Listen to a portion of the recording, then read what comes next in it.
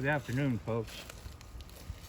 Jinkster here, and I haven't been active on the forums lately, in part due to some family tragedies that happened last year. We lost my dad, but in other part due to the fact that I've concluded a chase, uh, and oftentimes what I chased was speed. And in hindsight, I look back at it and realize, uh, I guess, how ridiculous it was. I know a lot of the more knowledgeable archers out there, maybe I should say wiser, um, kind of laughed at my endless videos of this bow is faster than that bow, and that bow is faster than this bow. And what it all comes down to is there ain't much of a hill of beans of difference between them. I mean, you can get into a super recurve and you're going to gain a few feet per second, or you're going to get into the longbow because they're sweet shooters, and with heavy wood arrows, and you're going to shoot 160 feet a second, but you're going to love it because it's just a sweet shooting quiet bow. Um, it's no free lunch in the archery game. I mean, there are a few bad designs. I won't go into that. Where you wind up with a dogged or thunky bow. Um, but anyway, I have three I want to show you here today, which will kind of uh, make my point. Um, I'm going to shoot these three bows. The first up is going to be a West Wallace. It's a 64-inch Mentor. It's 34 pounds at 28 inches. The next one up is going to be my Bushman Scythian. It's set up at 60, 62 inches. Yeah, 62 inches, 40 pounds. And the Bear, I have a Grayling Grizzly that's 45 pounds and 58 inches, of course. But anyway, I set up arrows that are within a few grains of being 10 grains per pound off each bow. So let's start out with the West Wallace Mentor, 34 pounds.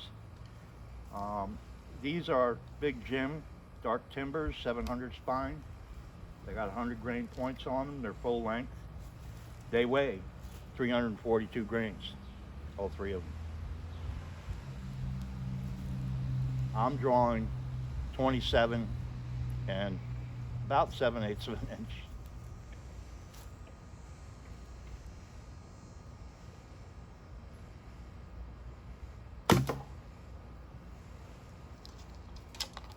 .165.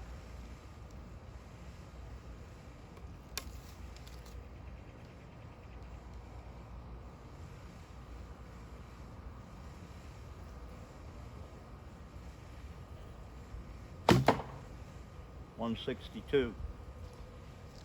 That one had kind of a tight knot too.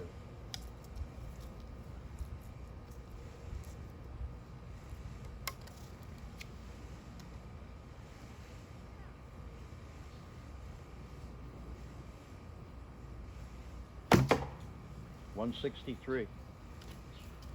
So there you go. You're in the 162 to 165 with the West Wallace Mentor. Next up will be the Bushman Scythian. Again, a 62-inch bow, 40 pounds. The arrows are at 396 grains. So 4 grains under what would be 10 grains per pound on this bow as well.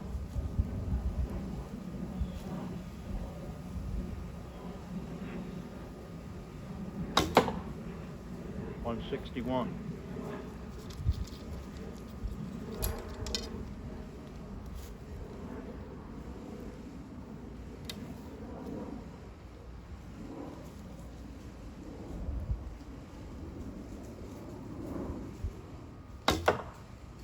Duplicate.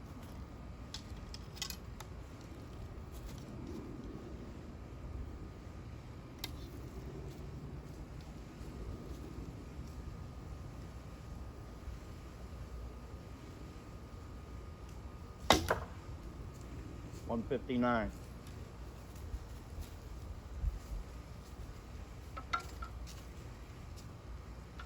And then finally,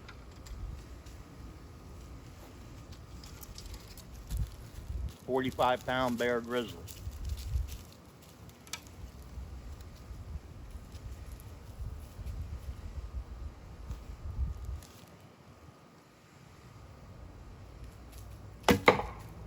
$160. And these arrows are $4.46, just under 10 grains per pound. Similar to the Bushman. As a matter of fact, exactly like the Bushman.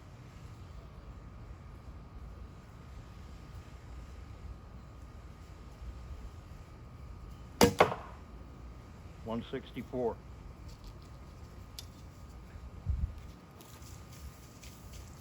It's a spunky little sucker.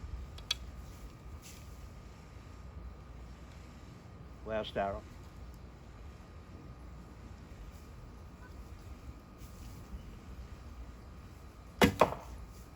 $160. I was starting to collapse there a little bit. But there you have it. There ain't a handful of feet per second between all three of them. I could venture a guess that some of it's me. They are almost all line on line. So this is where the ridiculousness of chasing speed comes in. And I'll look back and say, wow, did I waste a lot of time? You know, you want to shoot a faster bow, shoot a lighter arrow, right? However, when we get to shooting lighter arrows, bows can tend to start making noise, get a little shocky. As you notice, all three of these bows, they all have their silencers on them. They're quiet. 10 grains per pound is a very quiet shooting arrow. You start getting down to 6, 7 grains per pound, anything below 8, and you can start hearing bows get a little vocal, and also in your hand. But here's the thing, there's also a draw force curve. So it's not so much the speed as it is the archer being comfortable with the bow. The archer's got to be comfortable. They got to be able to be in awkward positions when you're talking about hunting venues, 3D venues.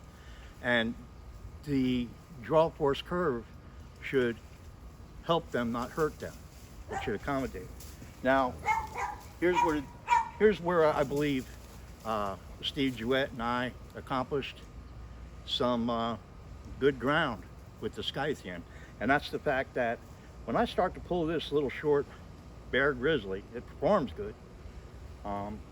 You know, it's getting into all business in the first inch of draw, so there's a lot of tension going on right up in the front end of this bow.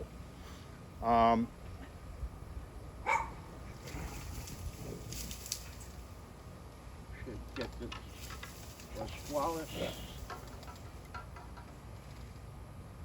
So now the West Wallace, I'll tell you, he studied under Jim Brackenbury, same two guys that did Blacktail and the West Wallace Mentor.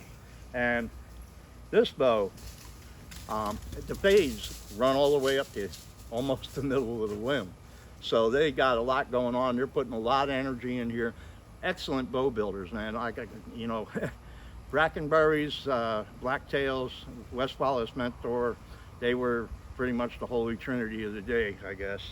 And again, even though the bow being a lighter weight bow, I get an inch or two into the draw, and it's getting like the bear. It's getting all business. It's getting heavy tension right up in the front end. The bear has heavy tension right up in the front end. Now, obviously, the Mentor and the bear are recurves, and you know, one of the draws to a longbow that I appreciated, and I could very much understand the term of a sweet drawing, a sweet shooting bow, a sweet drawing, sweet shooting bow. Well, it's sweet drawing because it's kind of spongy up front. doesn't have a whole lot of tension right up in the beginning, okay? And guess what? Right in the beginning is where we're at our weakest. We're not really into our muscle groups. You know, we get into our muscle groups like from say about here on back. That's where we're getting a power band of our muscles coming together to act unified and to get your strength, getting that strength curve of yours. You know, so to take the draw force curve and take the human strength curve and meld them, and you have this. And it's a bow that has the draw of a long bow, a sweet draw, right? And yet performs on par with some very well-known recurves. I think that was a cool accomplishment. It's very quiet. The other accomplishment was, you know, as we went through, we were going for a westernized 5-curve bow. And there were certain things we knew up front we weren't going to be really making a 5-curve Asiatic bow functioning. I guess we could call this a static curve Asiatic bow because the G10 riser comes all the way up as a spade start here. But here's the big difference. So when I take Mr. Wallace's bow, probably best this way, and hold it, and I let it go, we see what it does, right?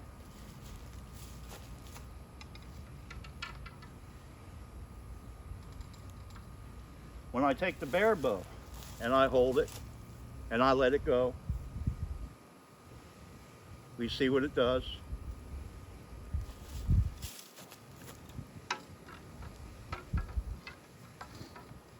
Now, the Scythian has limb mass out front of the bow. And when I take the Scythian and I hold it and I let it go,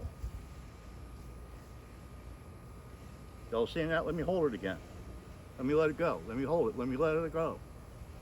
So this is what you get. You're getting a bow that's very well behaved at the shot, and when it doesn't want to do something other than this, I mean, this is sitting in my hand like your average competition bear bow, ILF bear bow, and yet it's in a traditional light configuration. I don't mean to pat myself on the back with this because, you know, but I'm gonna. And I'm really gonna go kudos out to Steve Jewett because he knew my level of enthusiasm with bows back when I was chasing speed. And when we sat down, he wanted to design something different than a longbow, something different than a recurve. And at the time, I was into the 5-curve bows, and we said, hey, let's make a westernized 5-curve. And this was the result. A bow that draws and shoots like a longbow, but performs like a recurve. Thanks for watching.